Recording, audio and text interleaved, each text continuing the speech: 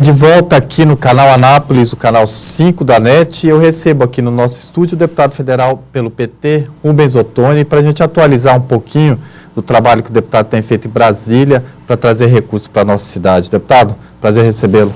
Satisfação poder participar com vocês. Vamos começar falando sobre a questão que foi assunto nos últimos dias, deputado, da recomendação feita pelo Ministério Público Federal de que o DENIT faça a licitação do viaduto do Trevo do Daia em 30 dias. Qual que é o posicionamento do senhor em relação a isso e qual é o andamento do processo lá em Brasília? Não, meu posicionamento é a favor. Eu acho até que essa recomendação do Ministério Público Federal é totalmente desnecessária. Eu diria até um jogo de cena. Eu até diria que, se você me perguntar qual recomendação que eu poderia fazer, eu não faria uma recomendação para a licitação ser de 30 dias. Eu falaria uma semana só, ou 30 horas. Por quê? Porque nós temos urgência sobre isso. E é importante lembrar que se hoje não existe o viaduto do Daia, a obra feita, não é por falta de licitação. Havia uma licitação. E o próprio Ministério Público Federal é que recomendou para que essa licitação fosse cancelada. E agora nós estamos fazendo, o DENIT está fazendo uma nova licitação, seguindo todas as orientações colocadas pelo Ministério Público Federal. Então hoje a minha avaliação não é questão de tempo, é uma questão de fazer a licitação atendendo a todas as necessidades colocadas pelo Ministério Público Federal. Porque o que adianta fazer a licitação em 30 dias e depois o Ministério Público Federal novamente entrar com a recomendação para cancelar? Então nós queremos fazer a licitação correta, ela está sendo feita, levamos para Brasília o projeto para atender todas as recomendações, inclusive aquelas que nós achamos que não é correta, que não é necessária, não seria necessária, mas para não criar problema e não perder tempo, estamos atendendo minuciosamente a tudo que o Ministério Público Federal exigiu para que nós possamos fazer uma licitação, que não haja questionamento e assim a gente possa ter a obra do viaduto do Daia. Porque é importante lembrar, Marcos, a obra do viaduto do Daia, houve uma época que não tinha projeto.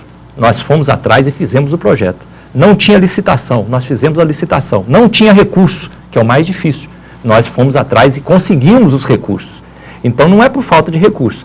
É por falta de atendimento às normativas que o Ministério Público Federal fez. Então nós vamos atender agora com muita calma, com muita tranquilidade, e se fosse para mim fazer uma recomendação, eu não faria de 30 dias, eu faria de um dia só, porque a obra mais urgente do que essa obra, impossível. E eu vou trabalhar, enquanto essa obra não ficar realizada, nós não vamos sossegar. Então pode ter certeza que nós vamos trabalhar para que essa obra ela aconteça e os recursos do governo federal nós temos e vamos garanti-los. Lá em Brasília, deputado, tem a consciência da importância dessa obra para Anápolis, para o estado de Goiás? Claro, tem, tanto tem quanto priorizou essa obra, disponibilizou os recursos e essa obra só não foi efetivada por causa da ação movida pelo Ministério Público Federal, inclusive também por causa que naquele momento era o ano de eleição, né, infelizmente no início de 2010, o então senador Marconi Perillo entrou também com pedido de auditoria no DENIT para poder investigar obras do DENIT em Goiás. Então tudo isso, de uma certa forma, criou um ambiente negativo. Com isso nós perdemos tempo. Infelizmente, quem foi prejudicado foi a cidade. Agora, da nossa parte, nós vamos fazer tudo para que essa obra aconteça, para atender a nossa cidade, e o DENIT é o mais interessado. Essa obra é prioritária e, repito, só não está sendo executada porque ela foi questionada e a licitação foi cancelada. Quais são os itens que o senhor julga desnecessários nas recomendações feitas pelo Ministério Público Federal? Esse é um trabalho técnico, Marcos, que tem sido feito e não sou eu que digo como político. São os técnicos do DENIT que demonstram que outras obras têm sido feitas dessa maneira e nunca houve questionamento em outro lugar. E está havendo questionamento aqui. Então, diríamos que criaram algumas dificuldades que normalmente em outras regiões esse tipo de questão não é questionada. Agora, nós chegamos a um ponto, e eu mesmo, aí a questão política, que é a área que me diz respeito, a minha avaliação política, que não adiantava ficar nessa demanda de quem é que tem razão, quem é que não tem, vamos para a justiça para provar que nós estamos certos, e o tempo vai passando, e quem vai perdendo com isso é a população. Então, nós achamos por bem, falamos, olha, não achamos que tenha razão, mas vamos supor que esteja certo, então vamos abrir mão disso, vamos fazer uma outra licitação, já que tem esse tipo de questionamento, então vamos fazer uma licitação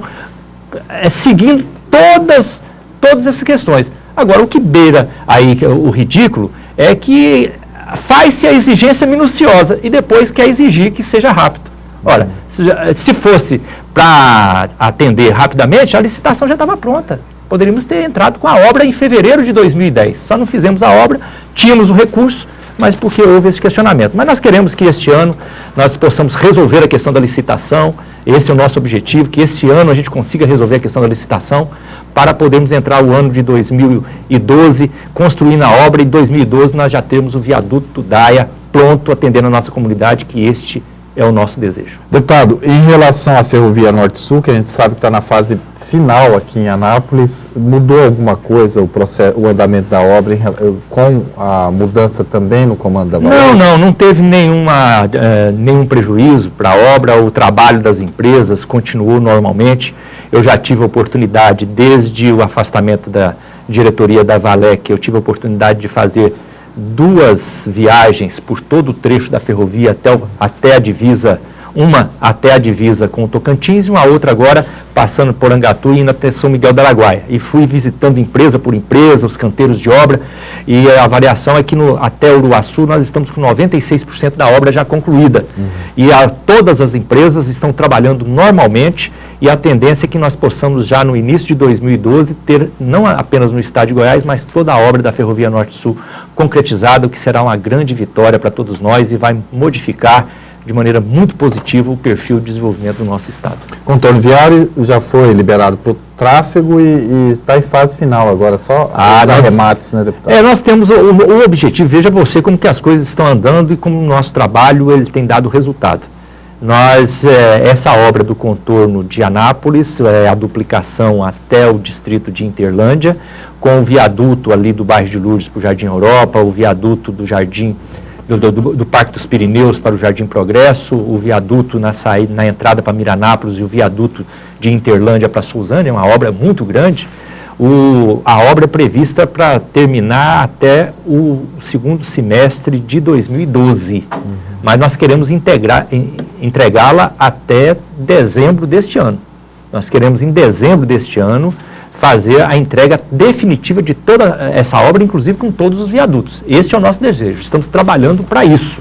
E estou muito animado, estive fazendo a vistoria das obras agora na última semana, e também as empresas estão trabalhando bem, espero que não haja nenhum problema, nós podemos entrar em 2012 já com essa obra realizada, que será uma grande vitória para a cidade de Anápolis. As verbas estão alocadas, não há problema? Estão alocadas, nós estamos trabalhando, o trabalho político nosso de buscar os recursos para a nossa cidade, de poder fazer os investimentos, nós temos feito com toda a força.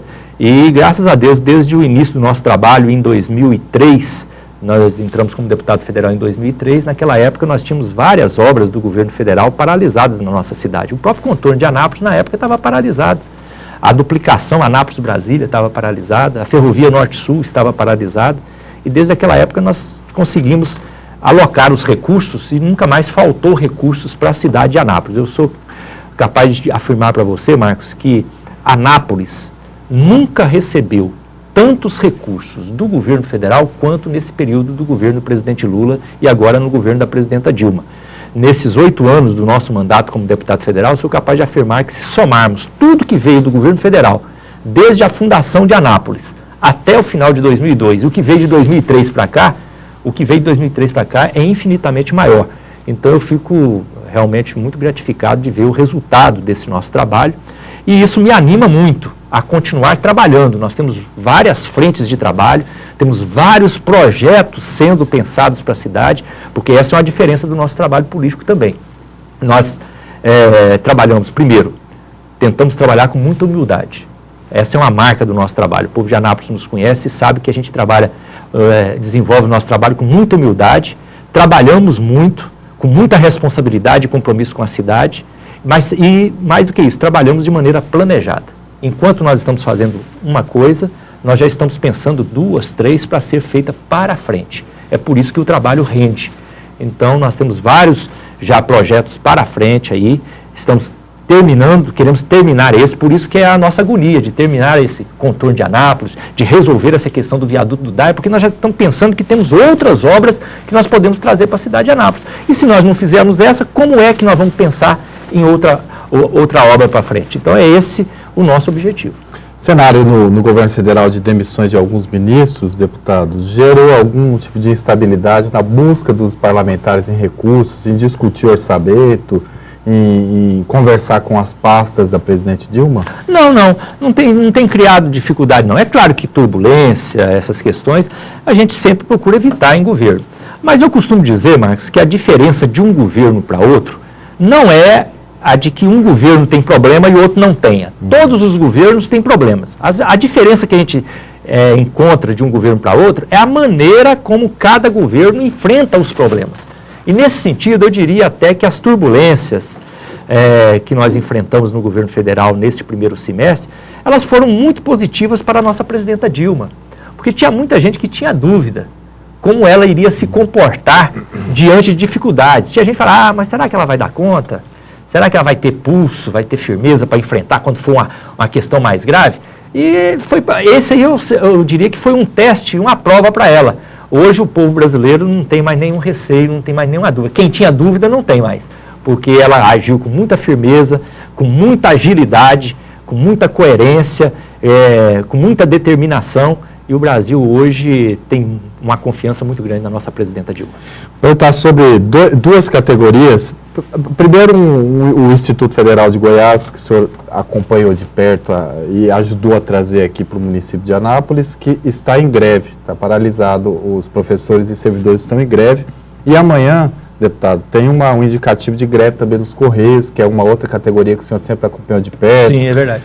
Se preocupou naquela época de uma possível privatização, foi às ruas junto com os carteiros e os profissionais.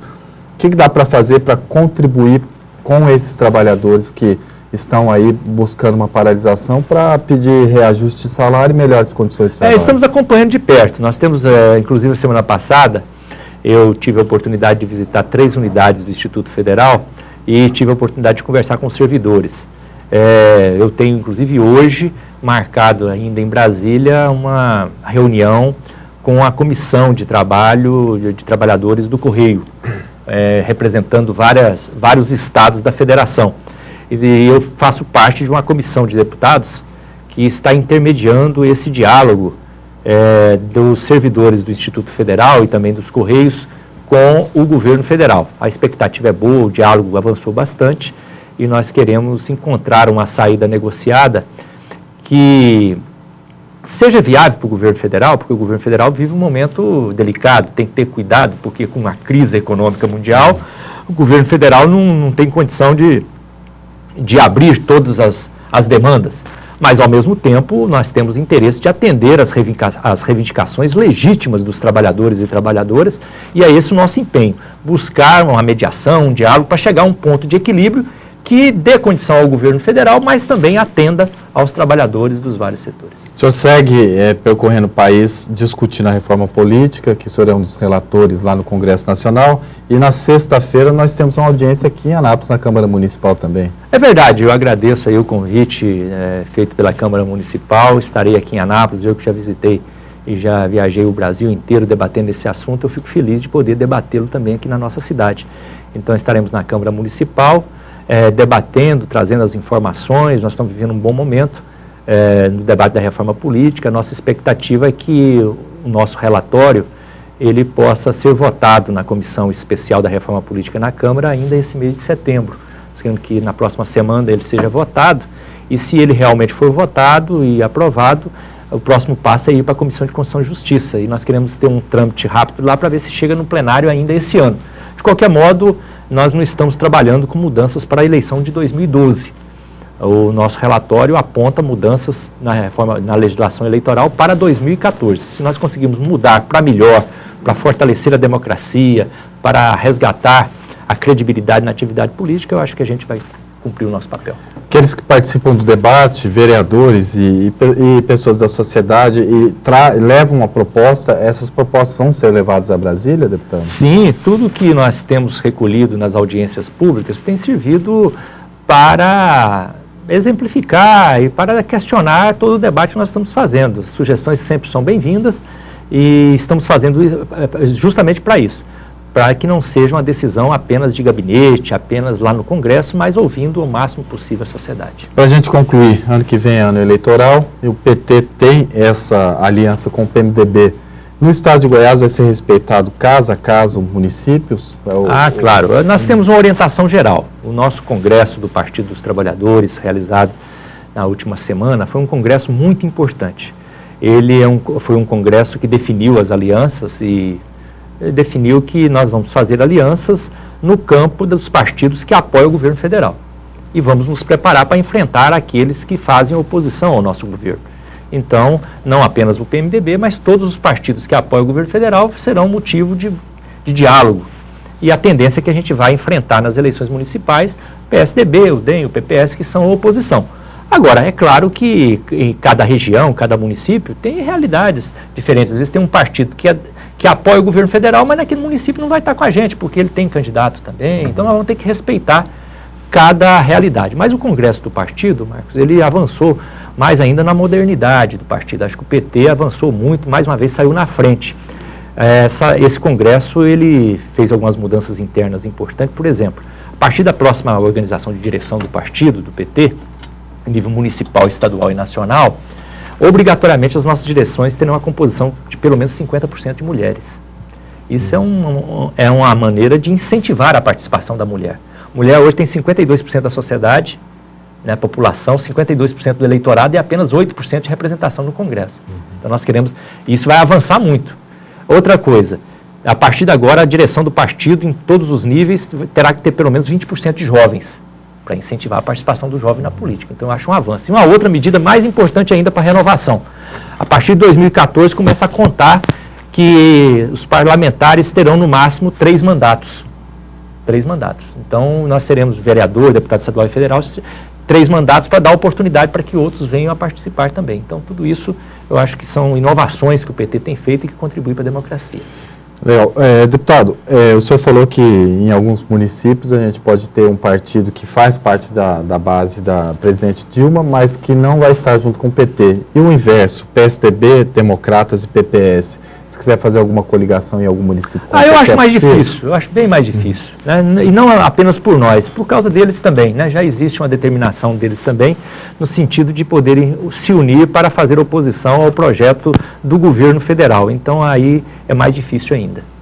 Tranquilo, então. Ok, deputado federal Rubens Ottoni, obrigado pela presença aqui no canal Anápolis. Eu que quero agradecer a oportunidade, fico feliz de poder participar com vocês e sempre me preocupo de vir aqui trazer boas notícias. Inclusive tem uma boa notícia, que é a questão do governo federal. Nós estamos agora, publicamos no Diário Oficial da União, agora a liberação de R$ 3.385.000 do Ministério da Defesa, no sentido de podermos contribuir para as obras do aeroporto de cargas do nosso município. Nós sabemos que essa obra do aeroporto de cargas é uma obra do governo do estado, mas até como uma demonstração da abertura do governo federal, de poder contribuir, que não tem essa questão de disputa, de picuinha entre governos, nós estamos preocupados em poder ajudar. E da minha parte, mais ainda, porque é um benefício para a cidade de Anápolis. Então, nós disponibilizamos esse recurso, R$ 3.385.000, e agora estamos esperando o convênio do governo do estado. O governo do estado tem que fazer esse convênio para poder gastar esse dinheiro, e com a expectativa desses 3 milhões chegarem até a 10 milhões ainda esse ano. A expectativa é que nós possamos chegar até 10 milhões ainda esse ano, caso o governo estadual coloque também recurso do estado, porque essa é uma obra estadual. O governo anterior, o governo Alcides Rodrigues, colocou 30 milhões, iniciou a obra, e agora a obra está paralisada. Então, nós estamos esperando que o governo do estado, o governador Marconi, coloque algum recurso aqui para a cidade de Anápolis para reiniciar a obra, e já disponibilizamos agora R$ 3.385.000 do governo federal para poder impulsionar, e nós temos aqui em Anápolis o nosso aeroporto de cargas, que dará à nossa cidade uma situação privilegiada de logística, uma competitividade muito grande para aumentar o nosso desenvolvimento. Excelente notícia, deputado. Obrigado mais uma vez. Grande abraço a vocês, obrigado pela oportunidade. A gente vai para um rápido intervalo e volta daqui a pouco com mais notícias aqui no canal Anápolis, canal 5 da NET.